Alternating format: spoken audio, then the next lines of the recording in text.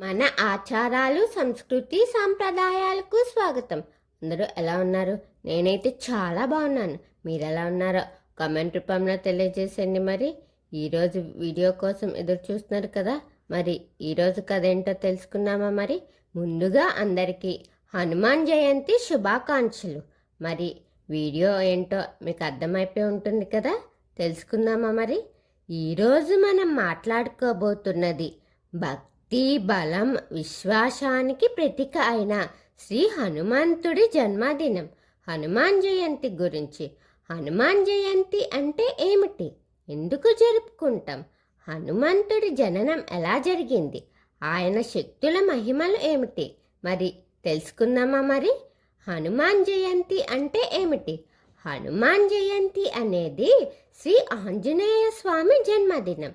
హిందూ సాంప్రదాయం ప్రకారం ఈ రోజున భక్తులు హనుమంతుణ్ణి పూజించి శక్తి, ధైర్యం, ఆరోగ్యం, కష్టాల నుండి విముక్తి అందుకోవాలని కోరుకుంటారు. ఇది సాధారణంగా చైత్రమాసంలో పౌర్ణమి రోజున జరుపుకుంటారు. కొన్ని ప్రాంతాలలో వేరే తేదీల్లో కూడా జరుపుకుంటారట. మరి ఈ హనుమంతుడి జననం అద్భుత కథ తెలుసుకుందామా? మరి హనుమంతుడు సాధారణంగా జన్మించలేదట. హనుమంతుడి తల్లి అంజనాదేవి, తండ్రి కేసరి మహర్షి. అంజనాదేవి ఒక అప్సరస శాపం వల్ల భూమిపై జన్మించింది.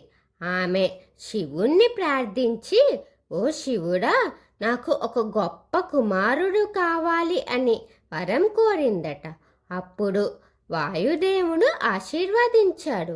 అప్పుడు ఆ శక్తితో ఆమెకు ఒక కుమారుడు జన్మించాడు. అందుకే హనుమంతుణ్ణి వాయుపుత్రుడు అని అంటారట.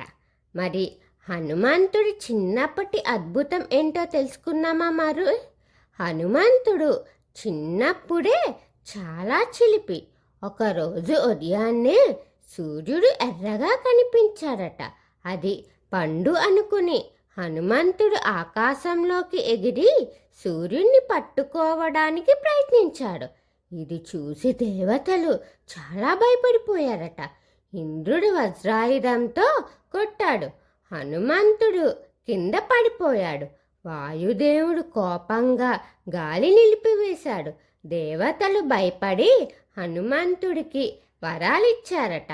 అపార బలం, అజేయతత్వం, చావు లేకుండా ఉండటం అని గొప్ప వరాలిచ్చారు. రామభక్తుడిగా మారిన హనుమంతుడు. హనుమంతుడికి గొప్పతనం ఏమిటంటే ఆయన శక్తి కాదు, ఆయన భక్తి. శ్రీరాముడితో పరిచయం. హనుమంతుడు మొదటిసారి శ్రీరాముణ్ణి కలిపినప్పుడు అతని మాటలు వినగానే రాముడికి ఎంతో నచ్చాడు. అప్పటి నుండే హనుమంతుడు జీవితాంతం రాముడి సేవ చేసుకున్నాడు. లంకా దహనం కోసం తెలుసుకున్నామా? మరి రావణుడు సీతమ్మను అపహరించినప్పుడు హనుమంతుడు లంకకి వెళ్ళి సీతమ్మను కనుక్కున్నప్పుడు రావణుడి సైన్యం పట్టుకుంది. ఆయన తోకకు నిప్పు పెట్టారు. అప్పుడేమైందంటే హనుమంతుడు లంక మొత్తాన్ని కాల్చేశాడు. లక్ష్మణుడు యుద్ధంలో గాయపడ్డాడు. ఔషధం కోసం హనుమంతుణ్ణి పంపారు. ఆయనకు ఔషధం తెలియక మొత్తం పర్వతాన్నే తీసుకొచ్చారు. హనుమంతుడి కోసం ఒక చిన్న కథ తెలుసుకున్నాం కదా.